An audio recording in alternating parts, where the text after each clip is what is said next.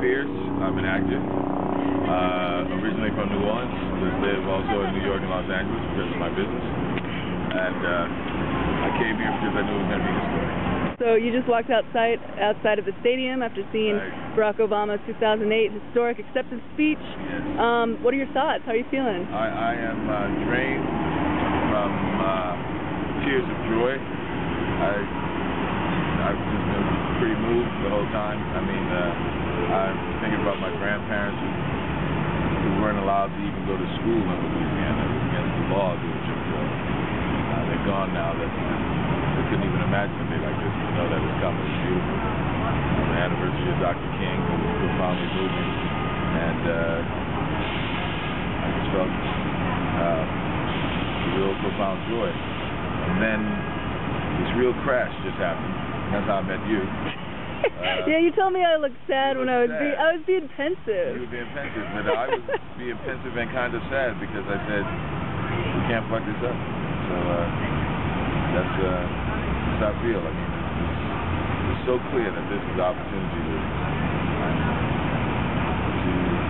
in the words of Martin Luther King, this is the anniversary of the I Have a Dream speech in the March on Washington. He said, you know, I have a dream that one day our nation will rise up and live out the true meaning of its creed. And I think that's the thing that I keep thinking about. You know, what this country is a beautiful thing, but it doesn't always live up to what it's supposed to live up to. Do you think Americans are ready for the effort that's necessary? I mean, in the next 10, 15 years, the challenges that we're going to face, you know, the next president will just hopefully begin to tackle. I think you can never be ready for the unexpected,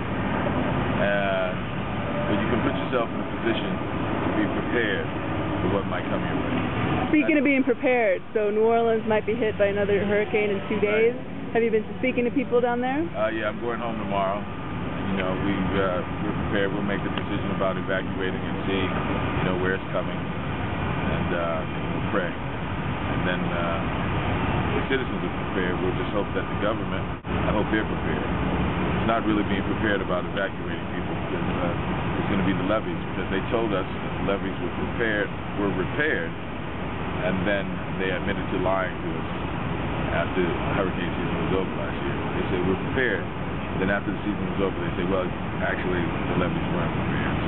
So I just finished my year of national service, volunteering with AmeriCorps down in Florida to learn disaster preparedness, especially for storms down south. The format of the agencies has been, you know, revitalizing itself, taking and adapting military models to civilian life. But a huge aspect of this is that you gotta both, you know, join with the organizations that are designed, i.e., you know, your local emergency management, to deal with issues, but that you gotta get yourself out of town, dig yourself out of the snow, out of the swamp. So do you think? I mean, New Orleans. Everybody loves New Orleans. Do you think people? Here's the clarity about even Katrina. Okay. Because the media has skewed it. People in New Orleans prepared. 80% of the city evacuated. So 500,000 people evacuated. Those people who so stayed were even prepared. How? Because choices were made. Well, I'm on the 2nd, 3rd, or 4th floor. If the worst happened, I'm not going to be flooded. So most of the people you saw on the rooftops and waving and stranded and people questioning why did they stay, they had the choice of saying, well, I can't afford $700 for the weekend, so I hedged my bet that nothing would happen. Then the worst did happen. So they locked their doors with a clean, uninterrupted apartment filled with their belongings and their furniture. And then they left, but because they were in public housing, they were told they can't come back. And the contractors were given the right to go in their apartment and take everything and destroy the public housing. So, you know, there's this many facets to the story. Yeah, you know, they kind of changed the story. We were portrayed as some welfare state, but the people you saw actually stayed in a way that was safe. You know, they said, I can't afford to go out of town, but I am high ground, you know, so that's what the choice was. And then those who stayed, and they got to the places of last resort, they knew where to go. New Orleans, you go to the edge of the bowl, the convention center, the Superdome.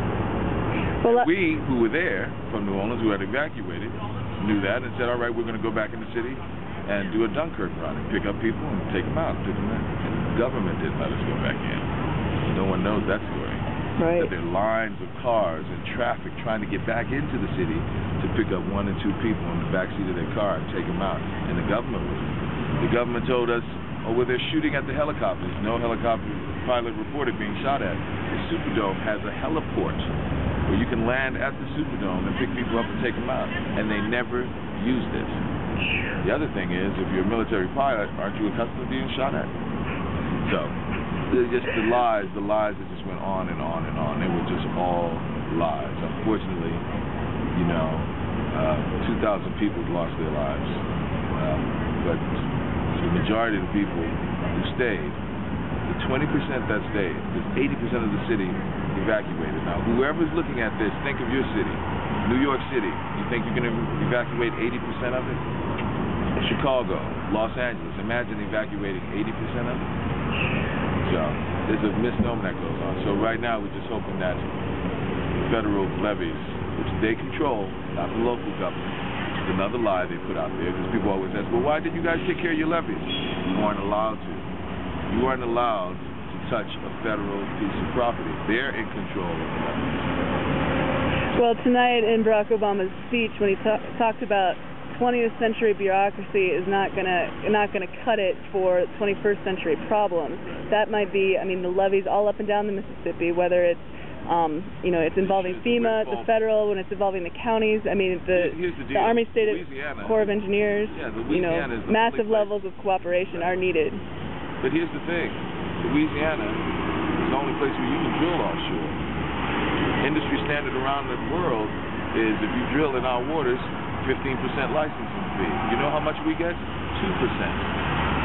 The one thing Ray Nagin said that I thought was brilliant was give us industry standard 15% licensing fee of drilling offshore for 3 years, and you won't have to spend one tax dollar. Well, sir, are you interested in quitting acting and getting into politics? No. Are you sure? No, you have to be aware of what's happening to you and be proactive. That's what I am. And that's why I initiated a group in New Orleans called the Pontchartrain Park Community Development Corps. The Pontchartrain Park Community Development Corps? Yes. All right. We are past and present residents who approached the city and said that we have put together a development company and we would like to bid for and acquire all those properties sold back to the state after Katrina. People who just gave up. We won the award, put together our plan, and now we are negotiating the transfer of those properties to redevelop the neighborhood ourselves with new homes, green homes. Excellent. LEED certified, silver to platinum homes, affordable. Excellent. And then we've asked them not to give us any subsidies. We'll finance it ourselves. Give all the subsidies to the buyers on the buyer side. Soft second mortgages, $30,000 flood mitigation grant. So they come to... Mitigation is key in the cycle of disasters. Right. And so they're coming to purchase a new home with $80,000 worth of equity already. That's affordability. That was a plan I put together with the Pontchartrain Park CDC in 5 months. Why do we have to wait 3 years before somebody comes up with a plan like that? Well, now we'll have to see if the city government and the state government transfer the properties to us. Well, best of luck in that venture, and let's hope that everything goes well for New Orleans with the next storm. Tonight was absolutely amazing, so it was wonderful. Last 2 questions for you. First, when we say... Friend of the service. Hello. Oh, you're fine. When we say civic engagement, what does that mean to you? Civic engagement is exercising your right of self-determination. Right. Everybody has a contribution to make it to a paradigm. So you deal with what's your contribution to a paradigm, whether it's good or bad.